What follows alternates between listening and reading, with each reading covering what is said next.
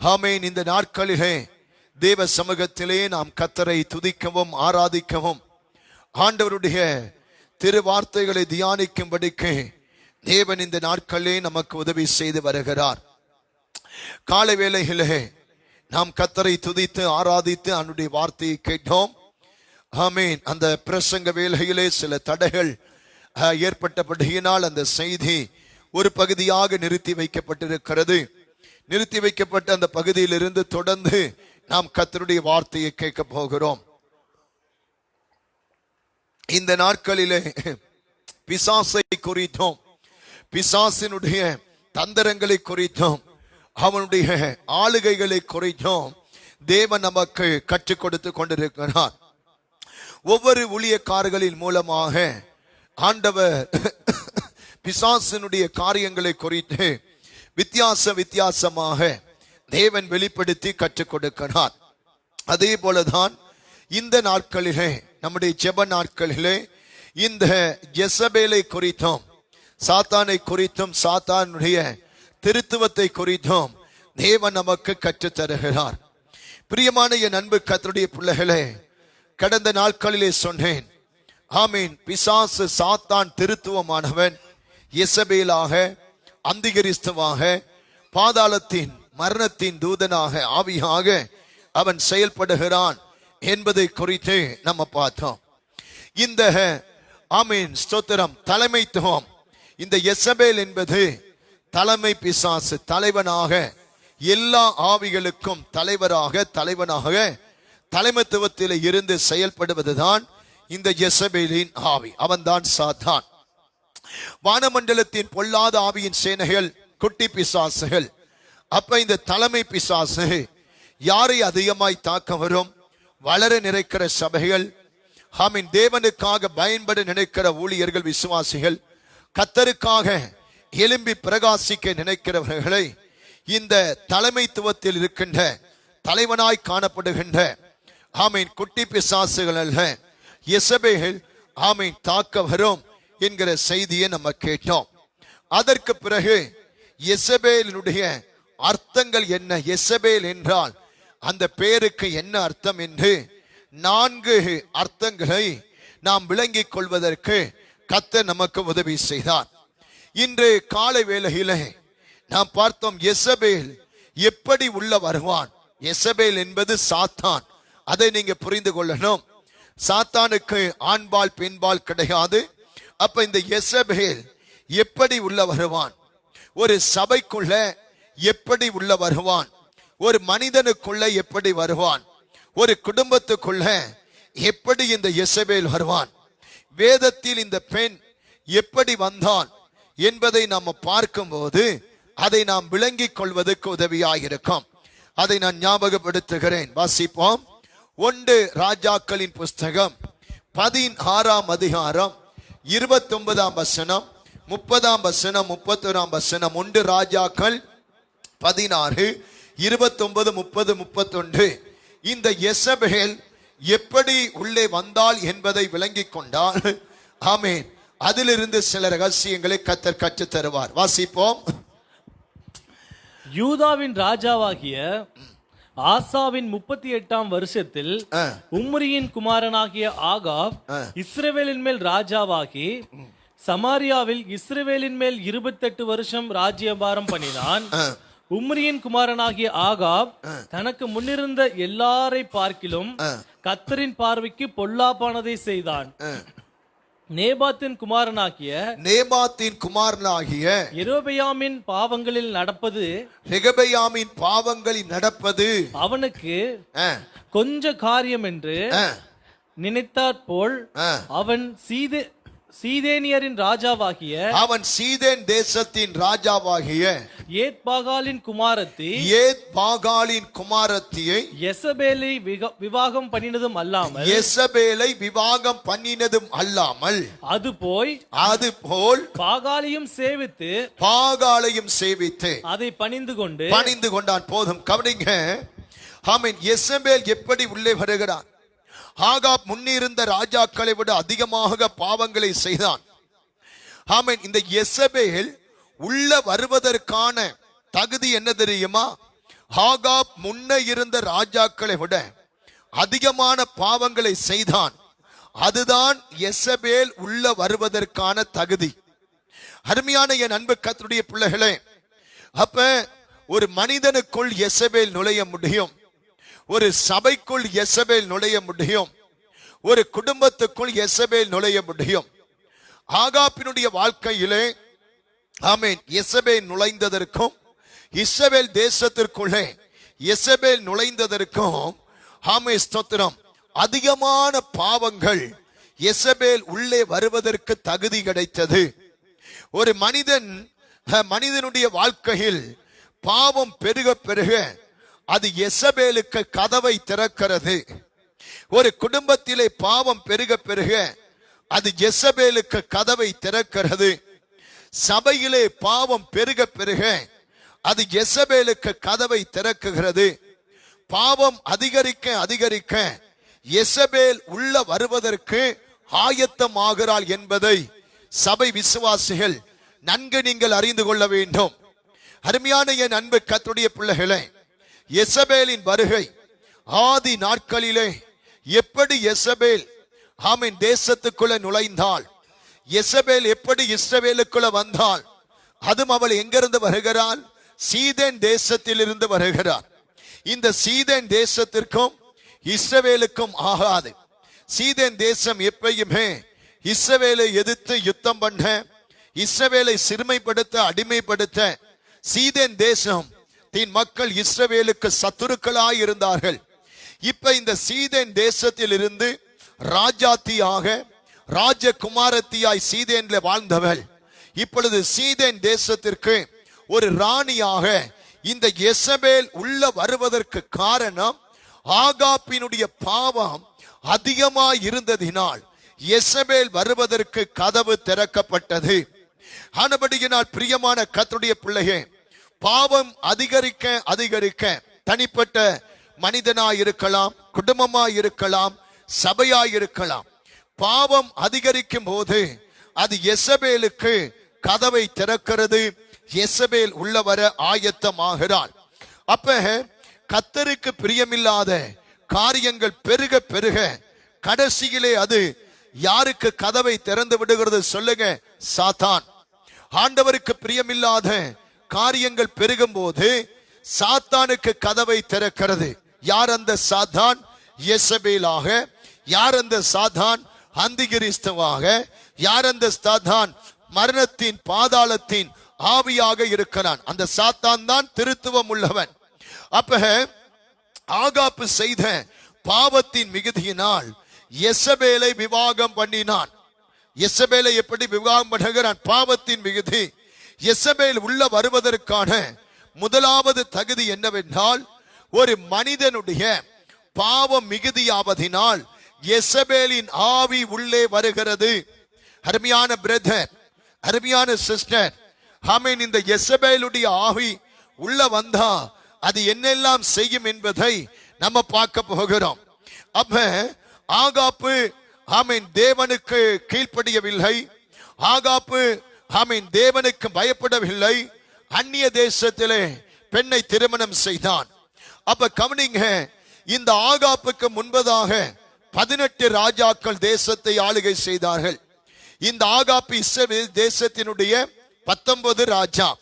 இவனுக்கு முன்பதாக ஆண்ட 18 ராஜாக்கள் உண்டு. அந்த 18 ராஜாக்களிலே ஆமென் சில ராஜாக்கள் தேவனுக்கு பிரியமானதை செய்தார்கள். சில ராஜாக்கள் தேவனுக்கு பிரியமில்லாத பொல்லாப்பை செய்தார்கள். அப்ப இந்த ஆகாப்பு ராஜா நல்லா பார்க்கிறான், தேவனுக்கு பிரியமாய் தேசத்தை ஆண்டவர்கள் எப்படி இருந்தார்கள், தேவனுக்கு பிரியமில்லாத பொல்லாப்பை செய்த ராஜாக்கள் எப்படி கர்த்தர் அவர்களை அடித்தார் என்பதும் இந்த ஆகாப்புக்கு தெரியும். இத்தனையும் அவன் தெரிந்திருந்தாலும், இத்தனையும் அவன் அறிந்திருந்தாலும் கவனிங்க, அவன் தேவனுக்கு கீழ்ப்படியவில்லை, ஆண்டவருக்கு அவன் பயப்படவில்லை. அப்ப பிரியமான கர்த்தருடைய பிள்ளைகளே, பாவம் கண்டிக்கப்பட கண்டிக்கப்பட, பாவம் உணர்த்தப்பட செவி கொடாமல் தொடர்ந்து ஆமென் செய்து கொண்டே இருப்பது, அதுதான் பாவத்தின் மிகுதி. இப்ப ஒரு மனிதன் பாவம் செய்கிறான், ஆண்டவர் கிருபையாய் மன்னிக்கிறார். மறுபடியும் தவறு செய்கிறான், கிருபையாய் மன்னிக்கிறான். ஆனால் மேலும் மேலும் ஒரு மனிதன் பாவத்தை செய்ய செய்ய செய்ய அந்த பாவம் என்னவாய் மாறுகிறது? பாவம் மிகுதியாய் மாறுகிறது, அதிகமாய் மாறுகிறது. அப்ப கவனிங்க பிரியமான கர்த்தருடைய பிள்ளையே, அவன் செய்கிற பாவம் கண்டிக்கப்பட கண்டிக்கப்பட அதற்கு அவன் செவி கொடுக்காமல், அவன் செய்கிற பாவம் உணர்த்தப்பட உணர்த்தப்பட அதற்கு அவன் செவி கொடுக்காமல், ஆமே ஸ்தோத்திரம், மேலும் மேலும் கண்டிக்கப்பட கண்டிக்கப்பட உணர்த்தப்பட உணர்த்தப்பட செவி கொடாமல் தொடர்ந்து ஒரு மனிதன் தவறுவான், ஒரு மனிதன் பாவம் செய்வான் என்று சொன்னால் அதுதான் பாவத்தின் மிகுதி. இதைதான் ஆகாப்பு செய்தான். அவன் ராஜ்ய பாரத்திலே பாவத்தை சம்பாதித்தான். பாவத்தின் மிகுதியினால் யெசபேல் உள்ளே வருகிறான். அப்ப இந்த யெசபேலை ஆகாப்பு கொண்டு வந்தது மட்டுமல்ல, அவளோடு சேர்த்து பாகாலையும் கொண்டு வருகிறான். அல்லேலூயா. அருமையான கர்த்தருடைய பிள்ளையே, நல்லா கவனிங்க. ஒரு மனிதனுடைய பாவத்தின் மிகுதி யெசபேல் உள்ள வருவது மாத்திரமல்ல, யெசபேலோடு சேர்த்து பாகாலும் தேசத்துக்குள்ள நுழைகிறதை பார்க்கணும். இந்த பாகால் அருமையானவர்களே, ஆரம்பத்தில் முதலாவது எங்க இருந்தது என்று சொன்னால் கானானுக்குள்ளதான் இருந்தது. யோசுவாவும் ஜனங்களும் ஜோர்தானை கடந்து ஆமீன் எரிகோவை அடித்து பிடித்து, ஆமீன் எரிகோவை துதித்து பிடித்து, ஆயி பட்டணத்தை அடித்து பிடித்து கானானுக்குள்ளே வந்து கானான் தேசத்தில் இருக்கிற 31 குட்டி ராஜாக்களையும் யுத்தம் செய்து 31 ராஜாக்களை ஜெயித்து கானான் தேசத்தை ஆட்டி படைத்து கானான் தேசத்தை கட்டி வைத்திருந்த, கானான் தேசத்தை அசுத்தப்படுத்தி இருந்த அந்த பாகாலை யோசுவாவினுடைய நாட்களிலும் தாவீது நாட்களிலும் முழுமையான யுத்தத்தை நடத்தி கர்த்தர் ஆமென் யுத்தத்தின் வாயிலாக கானானுக்குள் இருந்த பாகாலை கர்த்தர் யுத்தம் செய்து அதை ஆண்டவர் விரட்டினார். இப்ப கானானுக்குள்ள இருந்த பாகால் விரட்டப்பட்டு சீதேன் தேசத்துல குடிகொண்டது. இந்த சீதேன் தேசத்துல இருந்த ராஜாவின் பெயர் ஏத்பாகால். அப்ப இந்த ஏத்பாகாலுடைய மகள் தான் யெசபேல். அப்ப இந்த யெசபேலை ஆகாப்பின் பாவ மிகுதியினால், ஆமென் ஸ்தோத்திரம், ஆகாப்பின் பாவத்தின் மிகுதியினால் யெசபேலை ஆகாப்பும் உள்ள கொண்டு வந்ததும் இல்லாமல் யெசபேலோடு சேர்த்து பாகாலையும் அவன் கொண்டு வருகிறான். அப்ப இஸ்ரவேல் மக்களால் தேவனால் துரத்தப்பட்ட அதே தெய்வம் மறுபடியும் அதே பிசாசு, அதே அசுத்தம் மறுபடியும் ஆகாப்பின் பாவத்தினால், ஆகாப்பின் கீழ்ப்படியாமையினால், ஆகாப்பினுடைய ஆமென் துணிகரத்தினால், ஆகாப்பு கர்த்தருக்கு பயப்படாமல் அவன் வாழ்ந்ததினால் துரத்தப்பட்ட பாகால், துரத்தப்பட்ட ஆமென் அசுத்தம் மறுபடியும் உள்ளே வருகிறது.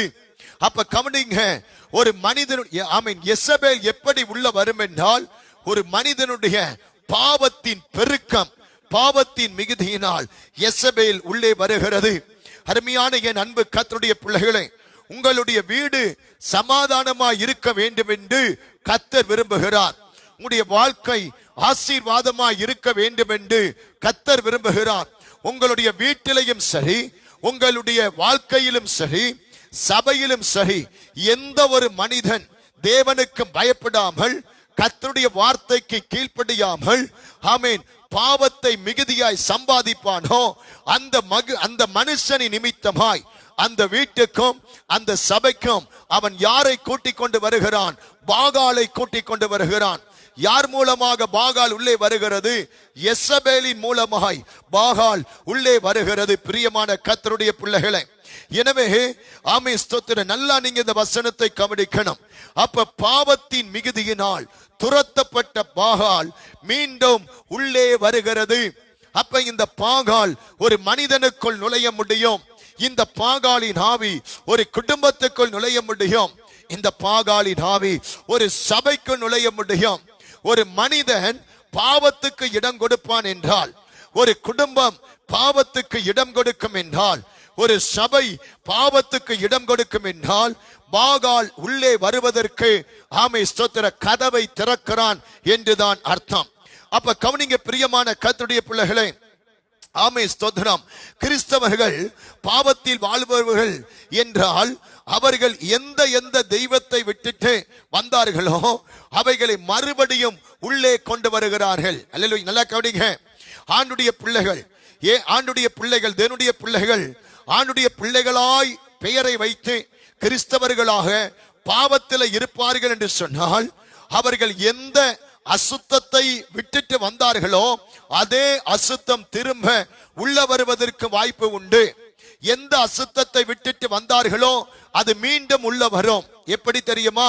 சபையிலே இருந்து கிறிஸ்தவனாகவே இருந்து ஆண்டுடைய பிள்ளையாகவே இருந்து பாவம் செய்து கொண்டிருக்கும் போது பாவத்தை சம்பாதிக்கிற கிறிஸ்தவர்களால், பாவத்தை சேகரிக்கிற கிறிஸ்தவர்களால், பாவத்தை மிகுதியாய் சேர்த்து வைக்கிற கிறிஸ்தவர்களாய் என்னதான் கண்டித்தாலும் என்னதான் உணர்த்தினாலும் உணர்வில்லாமல் மேலும் மேலும் பாவத்தை மிகுதியாய் சம்பாதிக்கிறவர்களால் விரட்டப்பட்ட ஆவி, விரட்டப்பட்ட பாகால், விரட்டப்பட்ட அசுத்தம் மறுபடியும் உள்ளே வரும் என்பதற்கு இந்த வசனம் நமக்கு எடுத்துக்காட்டாய் இருக்கிறது. அல்லேலூயா. சரி, அப்ப முதலாவது யெசபேல் உள்ள வருவதற்கான தகுதி என்ன? பாவத்தின் மிகுதி. முதலாவது யெசபேல் உள்ள வருவதற்கு எப்படி கதவு திறக்கப்படுகிறது? பாவத்தின் மிகுதியினால் யெசபேல் உள்ள வருவதற்கு கதவு திறக்கப்படுகிறது. சரி, இரண்டாவது யார் இடம் இருந்து யார் ஊடாக யெசபேல் வருவான்? நல்லா கவனிங்க. யார் மூலமாய், யார் ஊடாக, யாருக்குள் இந்த யெசபேல் வருவான்?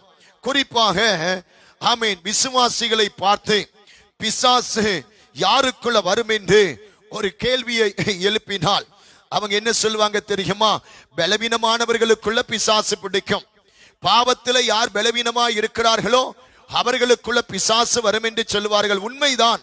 எந்த ஒரு மனிதன் எந்த ஒரு பாவத்துக்கு அடிமையா இருக்கிறானோ அவனுக்குள்ள பிசாசு வரும். ஆனால் அதே நேரத்தில் யார் ஊடாக இந்த யெசபேல் வரும் என்றால் யெசபேல் அப்படி அல்ல. பலவீனமானவர்களுக்குள்ள யெசபேலின் ஆவி வராது. பலவீனமானவர்களுக்குள்ள வானமண்டலத்தின் பொல்லாத ஆவியின் சேனைகள் இருக்கு இல்லையா, குட்டி பிசாசுகள், இந்த குட்டி பிசாசுகள் உள்ளே வரும். ஆனால் இந்த லீடர், இந்த தலைவர், தலைமைத்துவத்தில் இருக்கிறவர், பொறுப்புல இருக்கிறவர், இந்த யெசபேல் அப்படி அல்ல. மேல் மட்டத்தில் இருக்கிற நபர்கள் மூலமாக தான் யெசபேல் உள்ள வருவான். அல்லேலூயா. இந்த யெசபேல் பலவீனமானவர்களுக்குள்ளே எல்லாம் வரமாட்டான். அதெல்லாம் சின்ன சின்ன ஆவிகள் ஸ்தோத்திரம் உள்ளே வந்து நுழைந்து நன்மைகளை ஆசீர்வாதங்களை கெடுக்கும். ஆனா ஒரு லீடர், ஒரு தலைவர், தலைமைத்துவத்தில் இருக்கின்ற சாத்தான், சாத்தான் என்று சொல்லப்படுகிற யெசபேல், சாத்தான் என்று சொல்லப்படுகிற அந்திகிறிஸ்து, சாத்தான் என்று சொல்லப்படுகிற பாதாளத்தின் ஆவி, மரண தூதத்தின் ஆவி, ஸ்தோத்திரம், இவன் மேல் மட்டத்தில் இருக்கிற நபர்கள் ஊடாக தான் இந்த யெசபேல் உள்ள வருவான். அருமையான கர்த்தருடைய பிள்ளைகளே, யெசபேல் யார் ஊடாக இஸ்ரவேல் தேசத்துக்குள்ள வந்தான்? அதான் 1 ராஜாக்கள் 16ஆம் அதிகாரத்தில் வாசித்தோம். யார் மூலமாக யெசபேல் இஸ்ரவேல் தேசத்துக்குள்ள வந்தது? ஒரு பலவீனமான மனுஷனுக்குள்ள இருந்தா வந்துச்சு? ஒரு சாதாரண மனிதனுக்கு மூலமாகவா யெசபேல் இஸ்ரவேலுக்குள்ள வந்தது? ஒரு அற்பமான ஏளனமான ஒரு சின்ன மனிதனுக்குள்ள, சின்ன பொறுப்புல இருக்கிற மனிதனுக்குள்ள இருந்து யெசபேல் இஸ்ரவேலுக்குள்ள வரல, பாகால் உள்ள வரல. யார் மூலமாய் இஸ்ரவேல் தேசத்துக்குள்ள இந்த யெசபேல் வந்தது? யார் மூலமாய் இந்த பாகால் இஸ்ரவேல் தேசத்துக்குள்ள வந்தது? சாதாரண மனிதன் அல்ல, மேல் மட்டத்தில் இருக்கின்ற ஆகாப் ராஜாவின் மூலமாய் யெசபேலும் பாகாலும் அந்த தேசத்துக்குள்ள நுழைந்தது. எனவே பிரியமான என் அன்பு கர்த்தருடைய பிள்ளைகளே, அப்ப கவனிங்க, இஸ்ரவேல் தேசத்துக்குள்ள வந்தான். சாதாரண மக்கள் ஊடாக அல்ல, பலவீனமானவர்கள் ஊடாக யெசபேல் இஸ்ரவேலுக்குள்ள வரல. தேசத்தின் ராஜா ஊடாக யெசபேல் உள்ளே வருகிறான். ஆகாப் தேசத்தின் மனைவியாக, இஸ்ரவேல் தேசத்தின் ராஜா ஆகாப், ஆகாப்பின் மனைவியாக இந்த யெசபேல் இஸ்ரவேல் தேசத்துக்குள்ள வருகிறது. அல்லேலூயா. அருமையான கர்த்தருடைய பிள்ளையே, கொஞ்சம் இதை விளங்கிக் கொள்ளும்படி ஒரு சின்ன சரித்திரத்தை உங்களுக்கு சொல்ல விரும்புகிறேன். யோசுவா ஆமீன் எரிகோ ஆமீன் பட்டணத்தை பிடித்து அடுத்து ஆயி பட்டணத்தை பிடிக்க போனார். யோசுவாவும் யோசுவாவை சேர்ந்த இஸ்ரவேல் மக்களும் ஆயி பட்டணத்தை பிடிக்க முடியவில்லை. ஆமீன் ஆயி பட்டணத்தை பிடிக்க முடியவில்லையே என்று யோசுவா மனம் உடைந்து மனவேதனைப்பட்டு, ஆண்டவரே ஏன் இப்படிப்பட்ட ஒரு அவமானம், ஏன் இப்படிப்பட்ட ஒரு நிலை எங்களுக்கு நடந்தது, ஏன் எங்களால் ஆயி பட்டணத்தை ஏன் பிடிக்க முடியவில்லை என்று மனமுடைந்த யோசுவா ஆண்டவரை பார்த்து கேட்கிறார். அதற்கு ஆண்டவர் யோசுவாவுக்கு என்ன பதில் சொன்னார் தெரியுமா? உன் கூட்டத்தின் நடுவிலே ஆகான் என்கின்ற ஒரு மனிதன் தவறு செய்தான். நல்லா கவனிங்க, எரிகோவை ஆமீன் ஜெயிச்சிட்டாங்க, ஆயி பட்டணத்தை ஜெயிக்க முடியல. யோசுவா மனமுடைந்து கேட்கிறார், ஏன் எங்களுக்கு இந்த நிந்தை, ஏன் எங்களுக்கு இந்த தோல்வி, ஏன் எங்களுக்கு இந்த இழுக்கு, ஏன் எங்களுக்கு இந்த நிலைமை என்று கேட்டபோது ஆண்டவர் சொன்னாரு, ஆமீன் ஆமீன் ஆகான் என்கிற மனிதன் தவறு செய்தான், இதுதான் இந்த தோல்விக்கு காரணம், அடையாளம். அப்ப கவனிங்க, இந்த ஆகான் ஒரு பெரிய தலைவன் அல்ல, இந்த ஆகான் ஒரு பெரிய மனிதனும் அல்ல, இந்த ஆகான் ஒரு முக்கியமான ஒரு நபரும் இல்லை. ஆனால் இவன் ஒரு சாதாரண குடிமகன். இந்த ஆகான் யார் சொல்லுங்க? தேசத்தின் சாதாரண குடிமகன். இப்ப அன்பு கர்த்தருடைய பிள்ளைகளே, இவர்களுக்கு தோல்வி வருவதற்கு ஒரு சாதாரண மனிதன் காரணமாயிருந்தான். நல்லா கவனிக்கணும், தோல்வி வருவதற்கு சாதாரண மனிதன் காரணமாயிருந்தான். ஆனால் யெசபேலின் ஆவி அப்படி அல்ல. சாதாரண மனிதனுக்குள் இருந்து யெசபேலின் ஆவி வராது. பலவீனமான மனிதன் மூலமாய் யெசபேலின் ஆவி தாக்க வராது.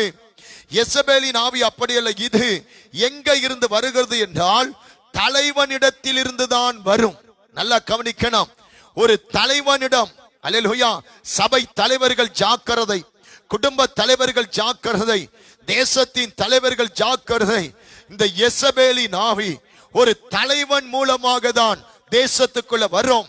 யெசபேலின் ஆவி ஒரு தலைவன் மூலமாக தான் குடும்பத்தை ஆட்டி படைக்கும். யெசபேலின் ஆவி ஒரு தலைவன் மூலமாக தான் ஆமே ஸ்தோத்திரம் சபைக்குள்ள நுழைய பார்க்கும்.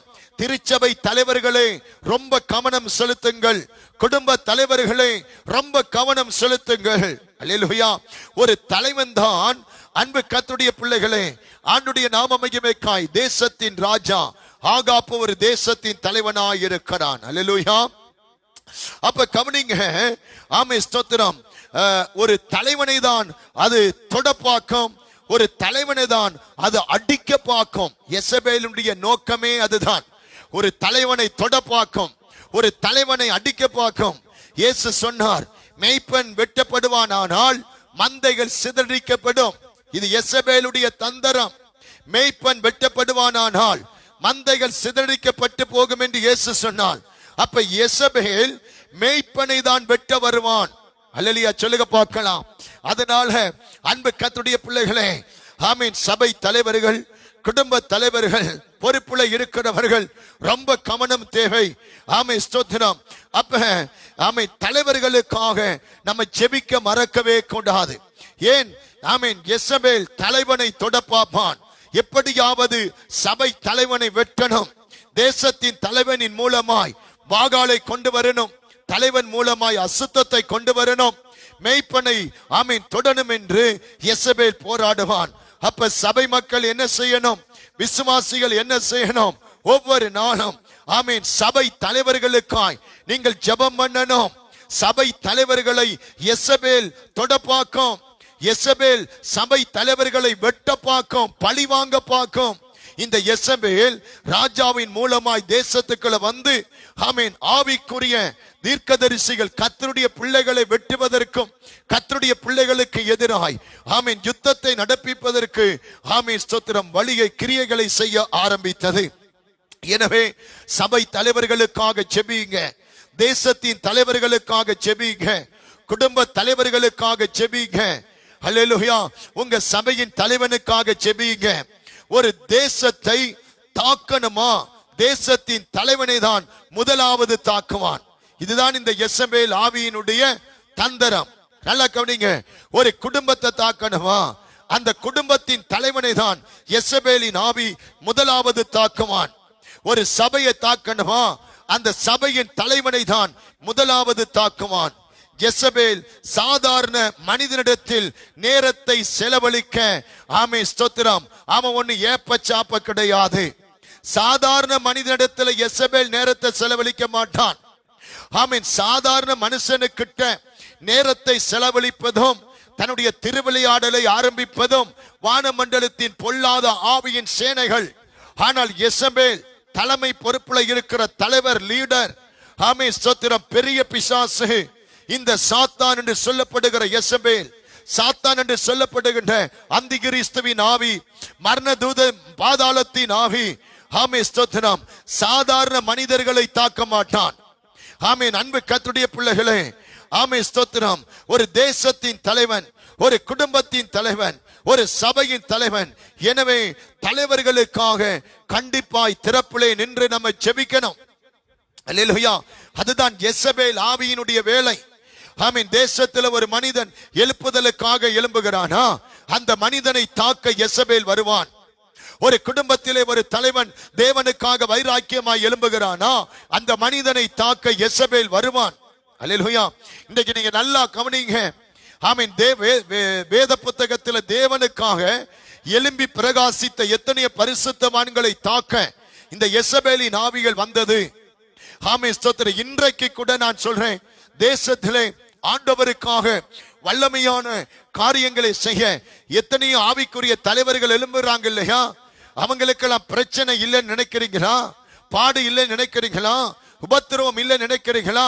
ஐயா, தினமும் தேசத்தின் ஆவிக்குரிய தலைவர்கள் அழுகிறார்கள், கண்ணீர் வடிக்கிறார்கள், பரிதபிக்கிறார்கள்.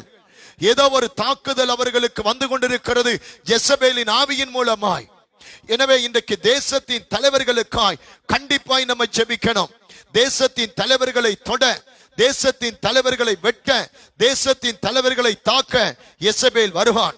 தேசத்தின் தலைவர்களை தாக்க, ஆமென், தேசத்தின் தலைவர்களை அவமானப்படுத்த யெசபேல் வருவான். ஆவிக்குரிய தலைவர்களை கூண்டிலே கொண்டே நிறுத்த யெசபேல் வருவான். ஆவிக்குரிய தலைவர்களை குற்றப்படுத்த யெசபேல் வருவான். ஆவிக்குரிய தலைவர்களை அசிங்கப்படுத்த யெசபேலின் ஆவி வரும். ஆவிக்குரிய தலைவர்களை கேவலப்படுத்த யெசபேலின் ஆவி வரும். யெசபேலுடைய ஆவி கீழ் மட்டத்தில் உள்ளவர்கள் மூலமாய் வராது, மேல் மட்டத்தில் இருக்கிறவர்களை தாக்க, கெடுக்க, ஆமென், அவமானப்படுத்த, அசிங்கப்படுத்த யெசபேல் ஆவி வரும். எனவே இன்றைக்கு தேசத்தின் தலைவர்களுக்காய் ஜெபிக்கணும். அண்மையிலே பாருங்க, சோசியல் மீடியாவிலே, பேஸ்புக்கிலே, யூடியூப்லே, ஆமே ஸ்தோத்திரம், பயங்கரமான ஒரு செய்தி. ஆமே, நாலுமாவடி மோகன் சி அண்ணனை குறித்து பயங்கரமான செய்திகள் பரவி கொண்டிருக்கிறது. ஆமீன். அந்த ஊழியக்காரரை குறித்து யாரு? ஆமீன். இன்றைக்கு தேசத்திற்காக பரிதபிக்கிற, தேசத்திற்காக திறப்பிலே நிற்கிற, தேசத்திற்காக கண்ணீர் வடிக்கிற, தேசத்திற்காக பாரப்படுகிற எத்தனையோ சபைகளுக்கு ஆசீர்வாதமாய், எத்தனையோ ஊழியத்துக்கு ஆசீர்வாதமாய், எத்தனையோ ஊழியங்களுக்கு ஆசீர்வாதமாய் இன்றைக்கு அருமையான சகோதரன், ஆமீன், மோகன் சி லாசரஸ் அவர்கள் இன்றைக்கு செயல்படுகிறார். ஆனா இன்றைக்கு அண்மையில பேஸ்புக் மீடியா மூலமாய் அந்த மனிதனை கேவலப்படுத்த, அந்த மனிதனை அசிங்கப்படுத்த, அந்த மனிதனை குற்றப்படுத்த, அந்த மனிதனை கொண்டு போய் போலீஸ் ஸ்டேஷன்ல நிறுத்த, ஆமீன், கூண்டில நிறுத்தும்படி யெசபேலின் ஆவி கிரியை செய்கிறது. இந்த யெசபேலின் ஆவியினுடைய வேலை தேசத்தின் தலைவர்களை அடிக்கணும், தேசத்தில் இருக்கிற ஆவிக்குரிய தலைவர்களை தாக்கணும். ஆனபடியினால் இன்றைக்கு நாம் தேசத்தில் இருக்கின்ற ஆவிக்குரிய தலைவர்களுக்காய் நம்ம ஜெபிக்க மறக்கவே கூடாது. சபை தலைவர்களுக்காய் ஜெபிக்கணும், உடன் ஊழியர்களுக்காய் ஜெபிக்கணும், மூப்பர்களுக்காய் ஜெபிக்கணும், உதவி போதகர்களுக்காய் ஜெபிக்கணும், சபை பாஸ்டர் மாருக்காய் ஜெபிக்கணும், தேசத்தின் எழுப்புதலுக்காக திறப்பிலே நிற்கிற தேவ மனிதர்களுக்காய் ஜெபிக்கணும். அப்ப இந்த யெசபேலுடைய ஆவி யாரை தாக்க வரும்? தேசத்தில் இருக்கிற ஆவிக்குரிய தலைவர்களை, திருச்சபை தலைவர்களை அது தாக்க வரும். அப்ப சபை போதகரை யெசபேல் ஆவி சபை போதகரை அடிக்க முடியாவிட்டால் அடுத்து யார் அடிக்கும் தெரியுமா? போதகர் மனைவியை அடிக்க வரும். நல்லா புரிந்து கொள்ளுங்க. சபை போதகரை யெசபேலின் ஆவியினால் அடிக்க முடியலையா, அடுத்து சபை போதகர் மனைவியை அடிக்க வரும்.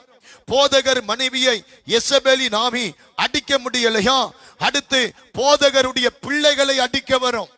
அருமையான கர்த்தருடைய பிள்ளைகளே, நல்லா கவனிக்கணும். ஒன்று, சபை போதகரை யெசபேல் ஆவி தாக்க வரும். ஆமென். சபை போதகரை யெசபேல் ஆவி தாக்க முடியாத பட்சத்துல போதகர் மனைவியை யெசபேல் ஆவி அடிக்க வரும். போதகர் மனைவியை யெசபேல் ஆவி அடிக்க முடியாத பட்சத்துல அடுத்து யாரை அடிக்க வரும்? ஆமென். திருச்சபை போதகர் பிள்ளைகளை அடிப்பதற்கு யெசபேல் ஆவி வரும்.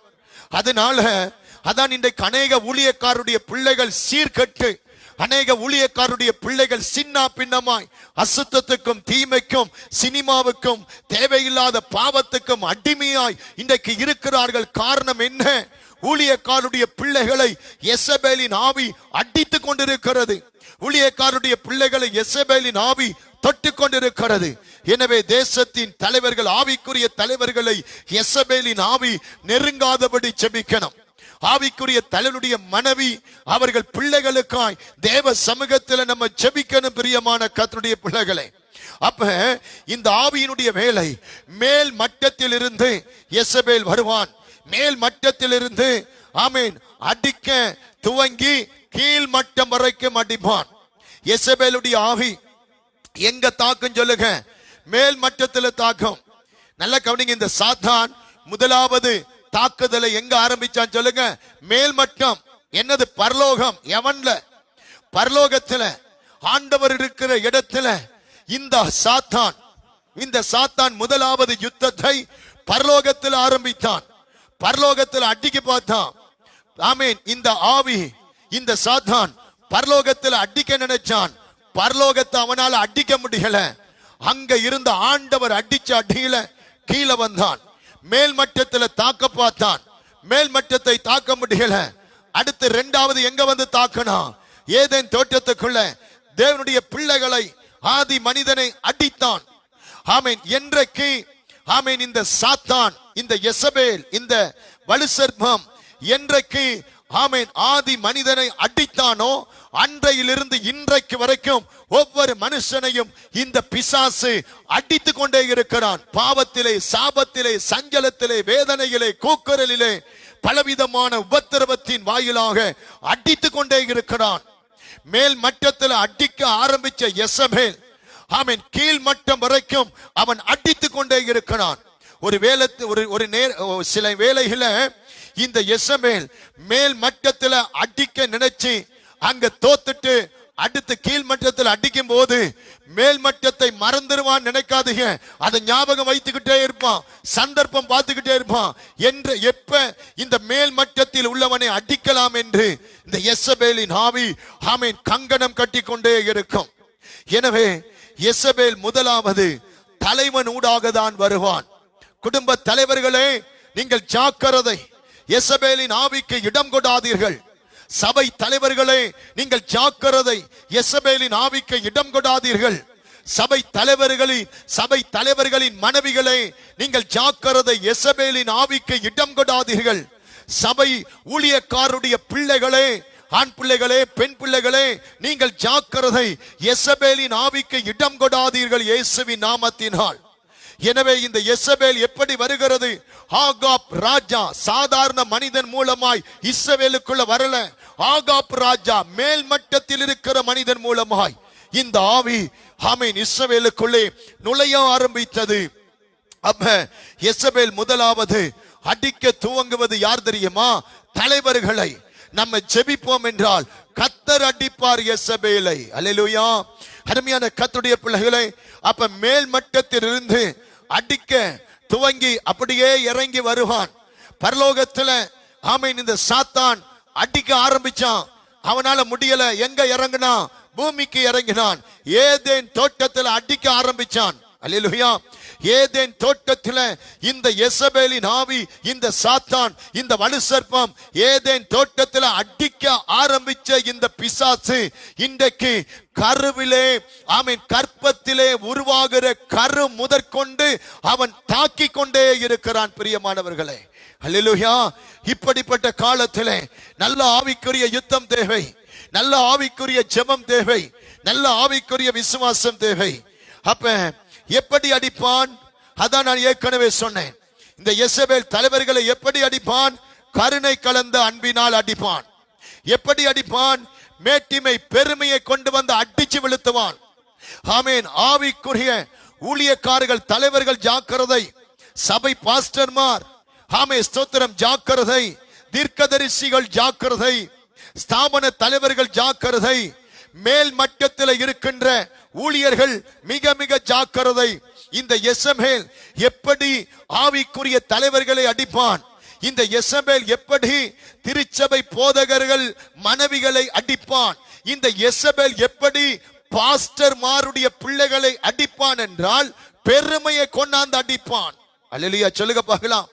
எப்படி அடிப்பான்? பெருமையை கொண்டாந்து அடிப்பான். கருணை கலந்த அன்பை வச்சு அடிப்பான். அடுத்து ஆமை ஸ்தோத்திரம் எப்படி அவன் தாக்குகிறான் கவனிங்க. எனக்கு பராமரிப்பு தேவையில்லை. அல்லேலூயா.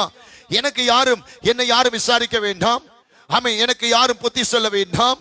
ஆமென். எனக்கு யாரும் எச்சரிக்க வேண்டாம். ஆமென். நான் எனக்கு தெரியும், என் சொந்த காலில் நான் நிற்பேன் என்கிற எண்ணத்தை கொண்டாந்து அடிப்பான். அல்லேலூயா. ஆமென். போலியான தாழ்மையை கொண்டு வந்து யெசபேல் அடிப்பான். எனவே எனக்கு பிரியமான என் அன்பு கர்த்தருடைய பிள்ளைகளே, ஆமென் ஸ்தோத்திரம். எனவே இந்த யெசபேல் அவனுடைய தாக்குதலுக்கு நம்ம விழிப்புணர்வாய் இருக்கணும். நம்ம மிக ஜாக்கிரதையாய் இருக்கணும். பிரியமான கர்த்தருடைய பிள்ளைகளே, பிசாசுக்கு உண்டான காரியங்கள் நமக்குள்ள இருக்கும் என்றால், பிசாசு என்றால் யெசபேல், பிசாசு என்றால் அந்த கிறிஸ்துவின் ஆவி, பிசாசு என்றால் மரண தூதத்தின் மரண ஆவி, பாதாள ஆவி.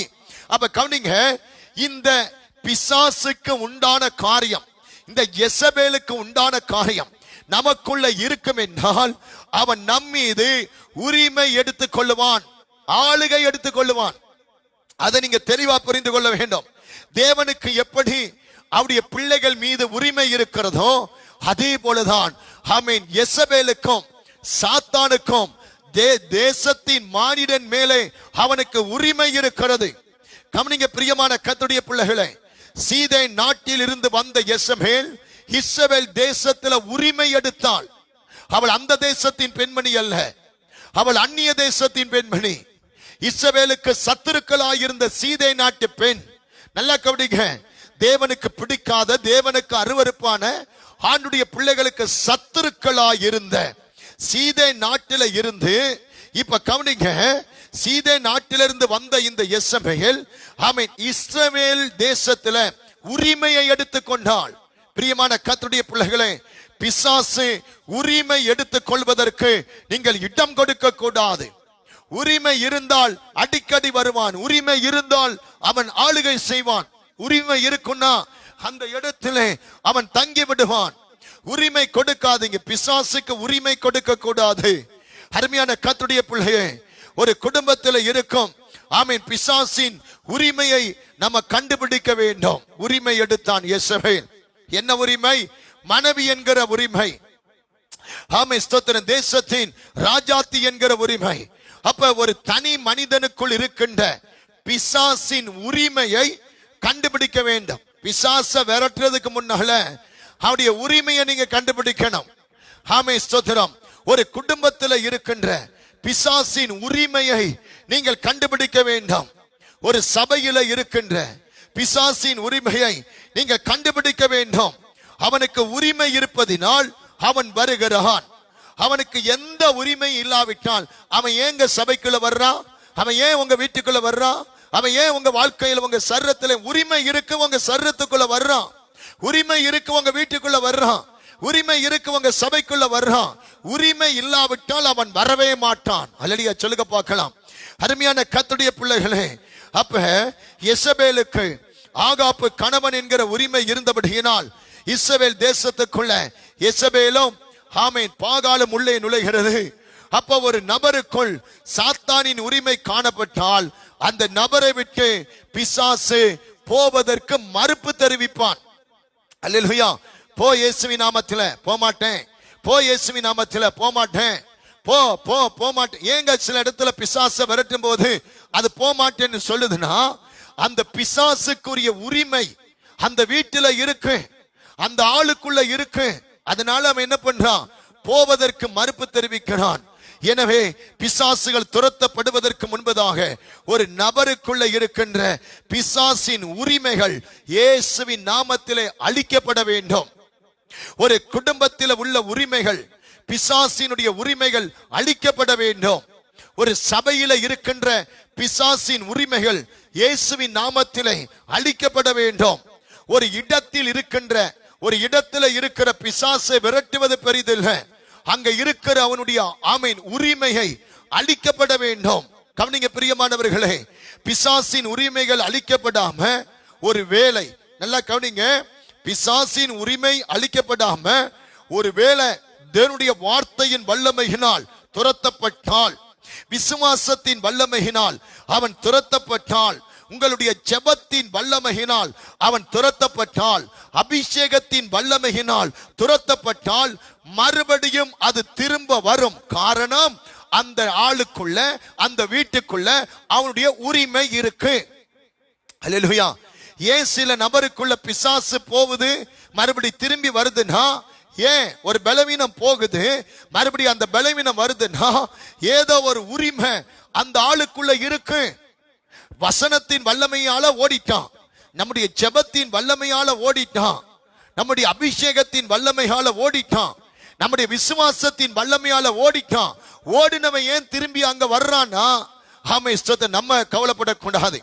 என்ன விரட்டணும், இந்த ஆவி ஓடிருச்சு மறுபடியும் வந்துருச்சே அப்படின்னா, அந்த ஆளுக்குள்ள, அந்த குடும்பத்துக்குள்ள, அந்த இடத்துல அவனுடைய உரிமை இருக்கிறது. அப்ப உரிமை இருக்கு, நான் வர்றேன். உரிமை இல்லைன்னா நான் வரமாட்டேன். அப்ப எனவே சாத்தான் துரத்தப்படுவதற்கு முன்பதாக அவனுடைய உரிமைகள் அழிக்கப்பட வேண்டும். பிசாசின் உரிமைகள் ஒன்று இருக்கும் என்றால் அவனை மறுபடியும் வரவேற்கிறோம் என்பதுதான் அர்த்தம். ஒரு உரிமை இருக்கும் என்றாலும் அவனை வரவேற்கிறோம். அப்ப ஆகாப்பின் பாவத்தின் மிகுதி, ஆகாப்புக்குள்ள பிசாசின் உரிமை இருந்ததினால் இஸ்ரவேல் தேசத்தை விட்டு விரட்டப்பட்ட பாகால் மறுபடி உள்ளே வருகிறது. ஆகாப்புக்குள்ளே பாவம் மிகுதியானதினால், பிசாசுடைய உரிமை இருந்ததினால், தேவனுக்கு பிரியமில்லாத தேசத்திலிருந்து எசபேல் உள்ளே வருகிறாள். அப்ப எசபேலின் உரிமைகள் ஒன்று, எசபேலுடைய உரிமையில ஒன்றுதான் சாபம். அல்லேலூயா. பிசாசு உள்ளே வருவதற்கு முதலாவது என்ன தெரியுமா? சாபம். எசபேலுக்கு சாத்தானிடத்துல, சாத்தான் கிட்ட அநேக உரிமைகள் இருக்கு. சாத்தானுடைய அநேக உரிமையில ஒன்றுதான் என்ன தெரியுமா? சாபம். கவனிங்க பிரியமான கர்த்தருடைய பிள்ளைகளே, இந்த ஈக்கள், எலிக்கள், இந்த ஈக்கள் எலிக்கள் எல்லாம் எதை தேடி வரும் தெரியுமா? நாற்றத்தை தேடி, குப்பையை தேடி வரும். எலியே இல்ல, ஈக்களே இல்ல, திடீர்னு பார்த்தா சோத்தை கொட்டி, குப்பையை கொட்டி, நாரி நாத்தம் எடுத்து இருக்கும்டா, அந்த குப்பை இருக்கிற இடத்தை தேடி ஈக்களும் எலிக்களும் வரும். நீங்க நல்லா கவனித்துக் கொள்ளுங்க பிரியமான கர்த்தருடைய பிள்ளைகளே. இதே போலதான் சாபம். அல்லேலூயா. பிரியமான கர்த்தருடைய பிள்ளைகளே, குப்பையை பார்த்த உடனே, அந்த நாற்றத்தை பார்த்த உடனே ஈக்களும் எலிக்களும் எப்படி ஈர்க்கப்படுதோ, அது போலவே சாபங்கள் அசுத்தாவியின் கிரியைகளை கொண்டு வருகிறது. நல்லா கவனிக்கணும். சாபம் எங்க இருக்கும்? அந்த குப்பையையும் கூலத்தையும் பார்த்ததுமே எப்படி அந்த குப்பையும் நாற்றமும் ஈக்களுக்கும் எலிக்களுக்கும் ஈர்ப்பு சக்தியை கொடுக்குதோ, அதே போலதான் சாபம் எங்க இருக்கும், அங்கே அசுத்த ஆவிகளுக்கு ஒரு ஈர்ப்பு சக்தியை உண்டு பண்ணும்.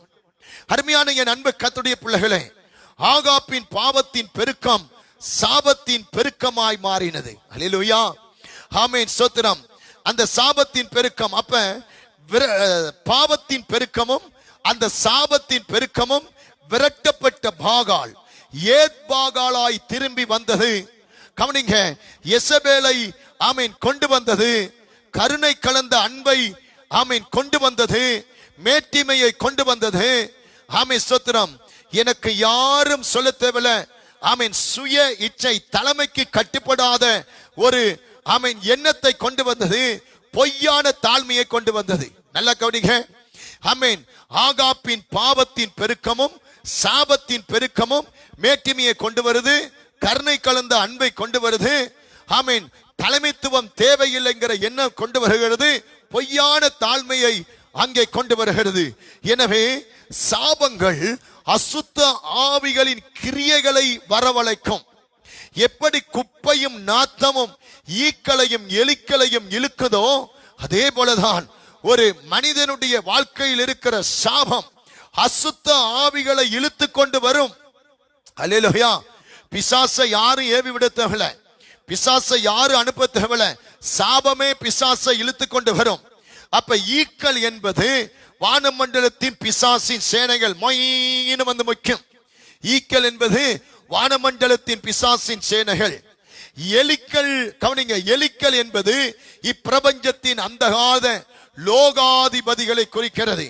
அப்ப குப்பையும் அழுக்கும் ஆமீன் சுத்தம் செய்து விட்டால் அங்க ஈக்கள் வர முடியாது, அங்க எலிக்களும் வர முடியாது. அப்ப குப்பையும் அழுக்கையும் தேடி எப்படி ஈக்களும் எலிக்களும் வருகிறதோ அதே போலதான் சாபங்கள் ஆமே ஸ்தோத்திரம் சாபம் இருக்கிற இடத்தை தேடி அசுத்த ஆவிகளுடைய கிரியைகள் வெளிப்படுகிறது. எங்க சாபம் இருக்கோ அங்கே அசுத்த ஆவி வரும். ஆகாப்பின் பாவம் சாபமாய் மாறினது. இப்ப அந்த சாபம் என்னத்தை இழுக்குது? எசபேலை இழுக்குது, பாகாலை இழுக்கிறது தேசத்துக்குள்ளே. அல்லேலூயா. அருமையான கர்த்தருடைய பிள்ளைகளே, எசபேலின் ஆவியும் அது போலவே செயல்படுகிறது. தேவனுடைய பிள்ளையே ஆமே ஸ்தோத்திரம் உரிமையை எடுத்துக்கொண்டது. அப்ப அந்த உரிமை அழிக்கப்பட வேண்டும். எசபேலுடைய உரிமை அழிக்கப்பட வேண்டும். ஆகாமே ஸ்தோத்திரம் பாவத்தின் உரிமை, சாபத்தின் உரிமை அது அழிக்கப்பட வேண்டும். அருமையான கர்த்தருடைய பிள்ளையே, அப்ப நான் என்ன சொன்னேன்? எசபேலின் உரிமையில ஒன்று, சாத்தானின் உரிமையில ஒன்று. என்ன சொல்லுங்க? சாபம். அல்லேலூயா. சாத்தானின் உரிமையில ஒன்றுதான் சாபம். இதுல ஆமே ஸ்தோத்திரம் தேவனுடைய பிள்ளைகளே, இந்த சாபம் என்று சொல்லும் போது ஆமீன் யாத்ராமத்தின் புஸ்தகம் 20ஆம் அதிகாரம் 5ஆம் வசனம் வாசிங்க பார்க்கலாம். யாத்ராமத்தின் புஸ்தகம் 20ஆம் அதிகாரம் 5ஆம் வசனம். சாத்தானின் உரிமையில ஒன்று சாபம். யாத்ராமம் 20:5 வாசிக்க கேட்போம். நீ அவைகளை நமஸ்கரிக்கவும் வேண்டாம், அவைகளை சேவிக்கவும் வேண்டாம். உன் தேவனாகிய கர்த்தராய் இருக்கிற நான் எரிச்சலுள்ள தேவனாய் இருந்து என்னை பகைக்கிறவர்களை குறித்து பிதாக்களுடைய அக்கிரமத்தை பிள்ளைகளிடத்திலும் 3ஆம் 4ஆம் தலைமுறை மட்டும் விசாரிக்கிறவராய் இருக்கிறேன். அருமையான கர்த்தருடைய பிள்ளைகளே, இந்த இடத்துல நீங்க பார்க்கலாம் சாபத்தை குறித்து ஆண்டவர் சொல்றார். நேரம் காணாத நீங்க வீட்டில குறித்து கொண்டு வாசிங்க. உபாகமம் 5:9, எஸ்ரா 14 ஸ்தோத்திரம் 4:1, எஸ்ரா 4:1 மன்னிக்கணும், எஸ்ரா 4:1, உபாகமம் 5:9, யாத்ராமம் 20:5. இதில் எல்லாம் கர்த்தருடைய எரிச்சல், கர்த்தருடைய கோபம், சாபம் மூழ்வதை பார்க்கலாம். இன்னொரு வசனம் கூட குறித்துக் கொள்ளுங்க. உபாகமம் 23:2 ஆமீன் வேசி ஆமீன் ஸ்தோத்திரம் வேசித்தன பாவங்கள் 10 தலைமுறைக்கு சாபங்களை கொண்டு வருகிறது. வேசித்தன பாவங்கள் 10 தலைமுறைக்கு சாபங்களை கொண்டு வருகிறது. அப்ப இந்த வசனங்கள் எல்லாம் வாசிச்சா உங்களுக்கு புரியும். அப்ப இதனால் அநேக ஜனங்கள், இந்த சாபத்தினால் அநேக ஜனங்கள் வாதிக்கப்பட்டார்கள். இந்த சாபத்தினால் அநேக ஜனங்கள் தரித்திரம் அடைந்தார்கள். இந்த சாபத்தினால் அநேக ஜனங்கள் தோல்வியை கண்டார்கள். இந்த சாபத்தினால் அநேக ஜனங்களுக்குள்ளே விபத்துகள் நேரிட்டது. இவை எல்லாம் ஆமீன் ஸ்தோத்திரம் ஏன் என்கின்ற காரணம் அறியாமலே இருக்கிறார்கள் இன்றைக்கு மக்கள். இந்த தரித்திரம் ஏன், இந்த அகால மரணம் ஏன், இந்த கொள்ளை நோய் ஏன், இந்த விபத்து ஏன், இல்லையா இந்த ஆமீன் வாதை ஏன் என்று இன்றைக்கும் மக்கள் அறியாமல் இருக்கிறார்கள். அதற்கு என்ன காரணம்? பாவத்தின் மிகுதி சாபமாக மாறினது. அருமையான என் அன்பு கர்த்தருடைய பிள்ளைகளே, இன்றைக்கு முற்பிதாக்களுடைய வழிபாடு ஆமே ஸ்தோத்திரம் ஜனங்களுக்குள்ள இருக்கு. முற்பிதாக்களுடைய பிள்ளி சுனியம் ஆமீன் செயல் மூலமாய் செய்யாட்டி கூட மனதின் அளவுல கூட ஆமீன் செய்கிற சூனியங்கள் உண்டு, பிள்ளி சூனியம் உண்டு. முற்பிதாக்களின் மூலமாய் வழிபாடுகள், முற்பிதாக்கள் செய்த பிள்ளி சூனியம், முற்பிதாக்கள் செய்த குறி சொல்லுதல், முற்பிதாக்கள் செய்த மந்திரங்கள் இவைகள், ஆமென் ஸ்தோத்திரம், கவனிங்க, இன்றைக்கும் இருக்கு. அப்ப இதெல்லாம் யாருடைய உரிமை தெரியுமா? பிசாசினுடைய உரிமை, சாத்தானுடைய உரிமை. அப்ப உரிமைகள் அளிக்கப்படுவதனால் இன்றைக்கு அநேகர், ஆமென், காப்பாற்றப்படுவார்கள். அல்லேலூயா. சாத்தானுடைய உரிமை ஒரு தனி மனிதனுக்குள்ளே, குடும்பத்துக்குள்ளே, சபைக்குள்ளே அளிக்கப்படாமல் இருக்கும் என்றால் யெசபேல் உள்ள வந்து தாக்குவதற்கு வாய்ப்பு இருக்கிறது. அப்ப சாத்தானின் உரிமையில ஒன்றுதான் சாபம். அதுல நீங்க பாத்தீங்கன்னா நீதிமொழிகள் 26:2 குறித்து கொண்டு வாசிங்க. காரணமில்லாத சாபம் தாக்காது. நீதிமொழிகள் 26:2, காரணம் இல்லாத சாபம் யாரையும் தாக்காது. அல்லேலூயா. அப்ப காரணம் உள்ள சாபம் தான், ஆமென், ஆமென், யாரை கொண்டு வருதுன்னா அசுத்த ஆவிகளை கொண்டு வருகிறது. எனவே உரிமைகள், சாத்தானின் உரிமைகள் அளிக்கப்பட வேண்டும். சாபங்கள், அசுத்த ஆவிகள், ஆமென் ஸ்தோத்திரம், கொண்டு வரும் பலவிதமான சாத்தானுடைய கிரியைகள் அளிக்கப்பட வேண்டும். அப்ப சாத்தானுடைய உரிமைகள் உண்டு சாபம். அது என்ன சாபம்? காரணம் இல்லாத சாபம் அல்ல. சாத்தானுடைய உரிமையில ஒன்று சாபம், காரணம் உள்ள சாபம். வேக வேகமாய் சொல்ல போறேன், வசனத்தை மட்டும் நீங்க குறித்துக் கொள்ளுங்க. காரணம் உள்ள சாபம். ஆதியாகமம் 12ஆம் அதிகாரம் 3ஆம் வசனத்தின்படி ஆண்டுடைய பிள்ளைகளை சபிப்பது சாபம், அதாவது ஜூதர்களை சபிப்பது சாபம். யோவான் 9:22-23 படி மற்றவர்களை மனப்பூர்வமாய் ஏமாற்றுவது சாபம். ஆமே, நீங்க குறித்துக் கொள்ளலாம். மல்கியா 1:14, அதற்கு எரேமியா 18:48-10.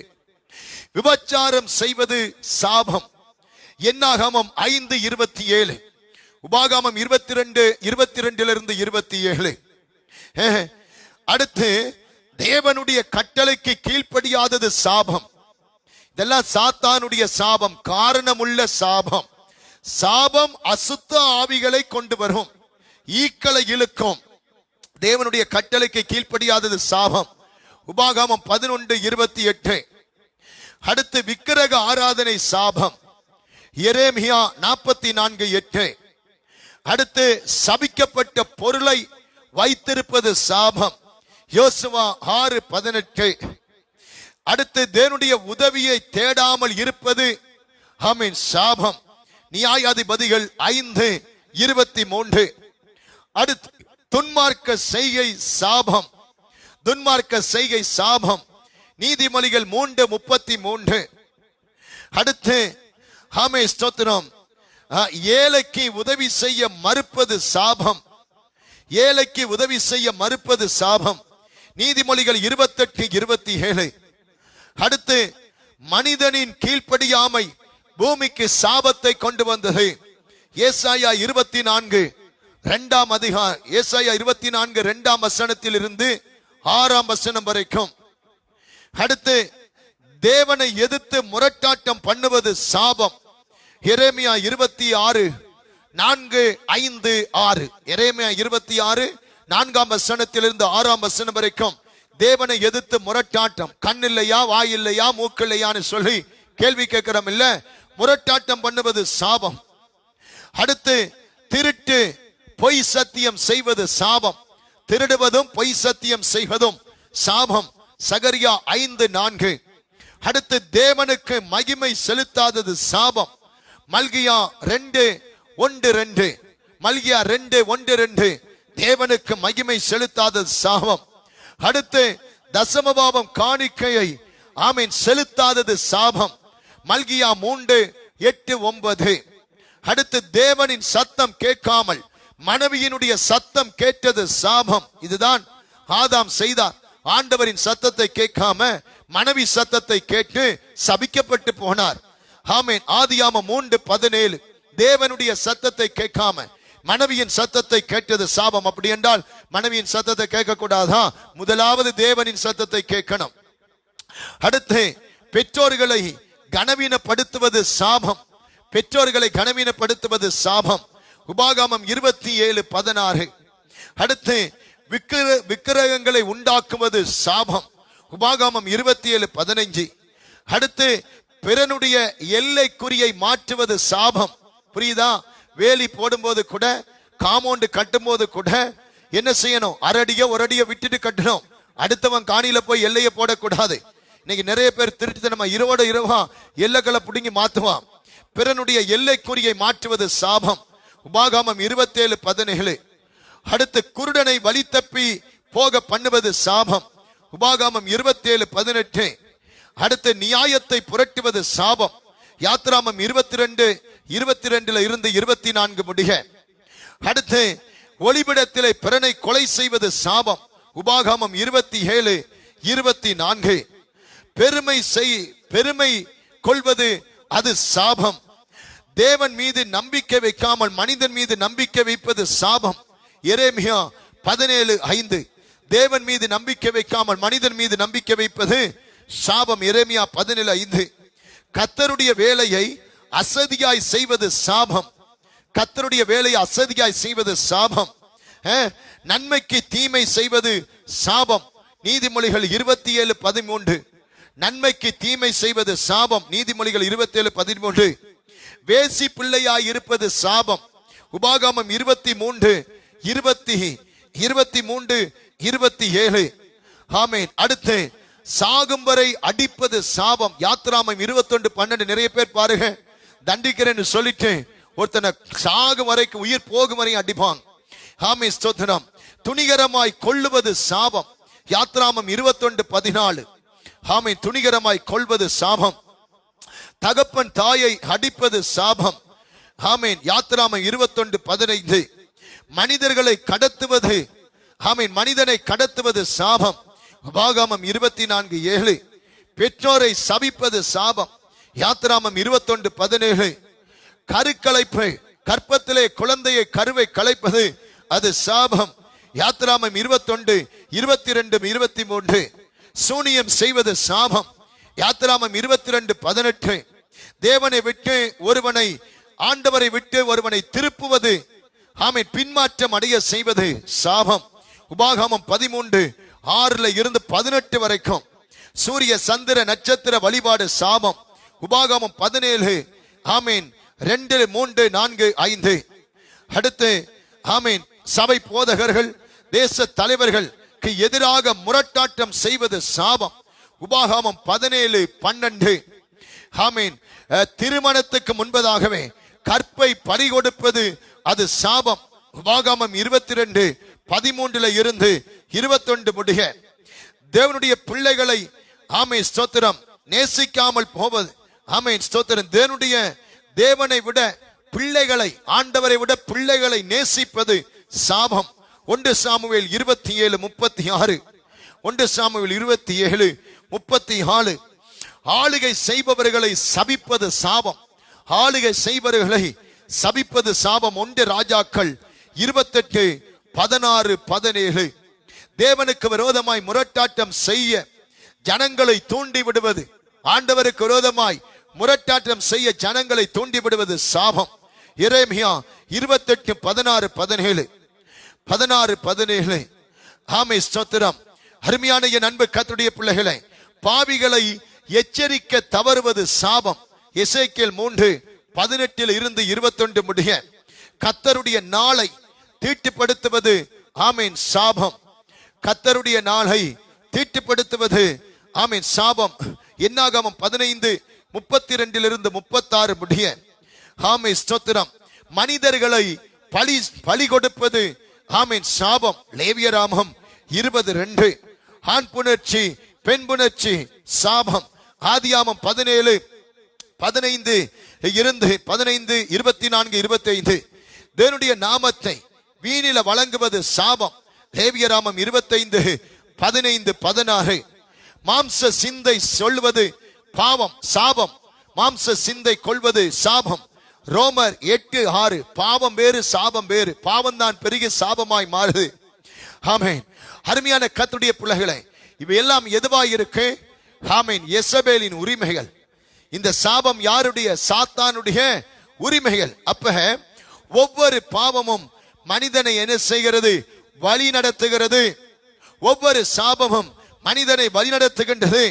இன்றைக்கு நான் உங்களை பார்த்து கேட்கிறேன், உங்களை வழிநடத்துவது சாத்தானாக இருக்கக்கூடாது. உங்களை வழிநடத்துவது அனுதினமும் எசபேலாய் இருக்கக்கூடாது. உங்களை வழிநடத்துவது பாவமாய் இருக்கக்கூடாது. உங்களை வழிநடத்துவது சாபமாய் இருக்கக்கூடாது. இஸ்ரவேல் தேசத்தின் ராஜா கர்த்தருடைய பிள்ளைகளை ஆமென் ஆளுகை செய்ய தேவனால் அபிஷேகம் பண்ணப்பட்ட ராஜாவை எசபேல் வழிநடத்தினாள். ரட்சிக்கப்பட்ட விசுவாசியே, அபிஷேகம் பண்ணப்பட்ட விசுவாசியே, கர்த்தருடைய மனுஷனே, தேவனால் அழைக்கப்பட்டு ரட்சிக்கப்பட்டு தெரிந்து கொள்ளப்பட்டு அபிஷேகம் பண்ணப்பட்ட உன்னை எசபேல் வழிநடத்தக்கூடாது, பாவம் வழிநடத்தக்கூடாது, சாபம் வழிநடத்தக்கூடாது. ஆமென். கர்த்தர் உங்களை வழிநடத்தணும், பரிசுத்த ஆவியானவர் உங்கள் நடத்தணும். எனவே ஆதி மனிதர்கள் சாபத்தால் வழிநடத்தப்பட்டார்கள். ஆதி மனிதர்கள் பாவத்தால் வழிநடத்தப்பட்டார்கள். வழிநடத்துதல் எப்படியோ அப்படியே வாழ்க்கை. அல்லேலூயா. பாவம் உங்களை வழிநடத்தினால் வாழ்க்கை அப்படியே இருக்கும். சாபம் உங்களை வழிநடத்தினால் வாழ்க்கை அது வித்தியாசமாய் இருக்கும். ஆண்டவர் உங்களை வழிநடத்தினால் ஆகாப்பின் முடிவு எப்படி, எசபேலின் முடிவு எப்படி? எசபேல் வழிநடத்தின ஆகாப்பின் வாழ்க்கை என்ன? எசபேலின் வாழ்க்கை என்ன? பாவம் உங்களை அல்ல, கர்த்தர் உங்களை வழிநடத்தினால், பரிசுத்த ஆவியானவர் உங்களை வழிநடத்தினால் உங்கள் வாழ்க்கையை கர்த்தர் ஆசீர்வாதமாய் வைத்திருப்பார். எனவே சாத்தானின் செயலின் உரிமைகள்ல ஒன்று சாபம். இந்த உரிமை அளிக்கப்பட வேண்டும். அல்லேலூயா. அருமையான கர்த்தருடைய பிள்ளையே, தாவீது ஆமென் உரியாவை கொண்டு பத்சபாலோடு பாவம் செய்தான். எப்படி இந்த சாபம் தொடர்ந்து பாருங்க, பாவம் பெருகுது, சாபமா மாறுது. ஆனாலும் தாவீதை தேவன் மன்னித்தார். உரியாவை கொண்டுட்டான், பத்சபாலோடு பாவம் செய்தான், ஆனாலும் கர்த்தர் மன்னித்தார். ஆனா தாவீதின் சாபத்துக்கு ஆமென் தாவீது மன்னித்தார் கர்த்தர். ஆனா தாவீது சாபத்துக்கு தப்பி போகல. 2 சாமுவேல் 10:12 படிச்சு பாருங்க. தாவீது சாபத்துக்கு தப்பி போகவில்லை. அவனுடைய வீட்டை விட்டு கர்த்தருடைய பட்டயம் விலகவில்லை. ஆண்டவர் மன்னித்தார், தாவீதின் பாவத்தை மன்னித்தார், சாபத்துக்கு தப்பல. தாவீதின் வீட்டை விட்டு பட்டயம் தப்பி போகவே இல்லை. 2 சாமுவேல் 12:10 இதனுடைய தீர்க்கதரிசி நாத்தான்வேல் வந்து அங்கே சொல்லுகிறார், தாவீதுக்கும் பத்சபாலுக்கும் பிறந்த குழந்தை சாகும் என்று தேவன் அறிவித்தார். 2 சாமுவேல் 12:14 2 சாமுவேல் 12:14 கர்த்தர் சொன்னார், உனக்கும் பத்சபாலுக்கும் பிறந்த பிள்ளை என்ன செய்யும்? சாகும் என்று சொன்னார். தாவீதின் மகன் அப்சலோம் தனது சகோதரன் அம்னோனை கொன்றான். அம்னோன் தாவீதுக்கு விரோதமாய் முரட்டாட்டம் செய்தான். அதனால் அம்னோனும் செத்து போனான்.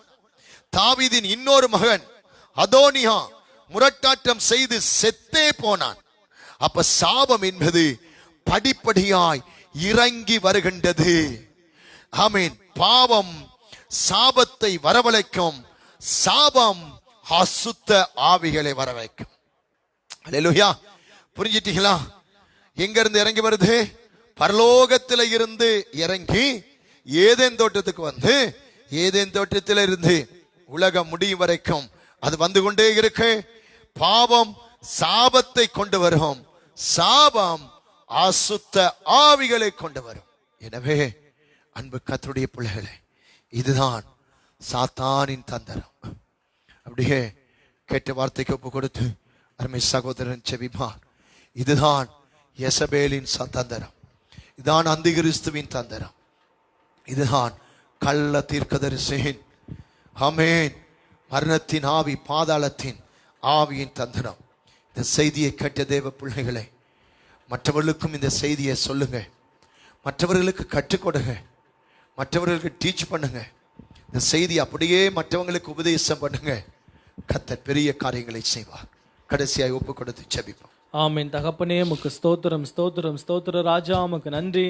அருமையான திரவணத்தில் உம்மை நோக்கி பார்க்க தந்த கிருபைகளுக்காய் ஸ்தோத்திரப்பா. எத்தனையோ ஜனங்களுக்கு கிடைக்காத நல்ல ஸ்லாக்கியத்தை கர்த்தர் கொடுத்திருக்கிறீரே, உமக்கு நன்றி ஆண்டவரே. உம்மை நோக்கி பார்க்க தந்த கிருபைகளுக்காய் ஸ்தோத்திரம். இது எங்களோடு பேசினீரே, உமக்கு ஸ்தோத்திரம் தகப்பனே. இந்த நாட்கள்ல, கடைசி நாட்கள்ல தகப்பனே, ஏசப்பா அசுத்த ஆவிகளை கர்த்தாவே இனம் கண்டு விரட்டுவதற்கு கர்த்தர் நல்ல தெளிந்த ஆண்டவரே, ஏசப்பா செய்தியில கர்த்தர் நீர் கொடுக்கிறீரே, உமக்கு ஸ்தோத்திரம் அப்பா. ஏசப்பா இசபேலை குறித்தோட ஆவிகளை குறித்து கத்தாவே அறிந்து கொள்ள கத்த தந்த கிருபைகளுக்காய் ஸ்தோத்திரம் தகப்பனே. பாவங்கள் சாபமாய் மாறுவதை குறித்து நாங்கள் ஆண்டவரே பார்த்தோமே ராஜா.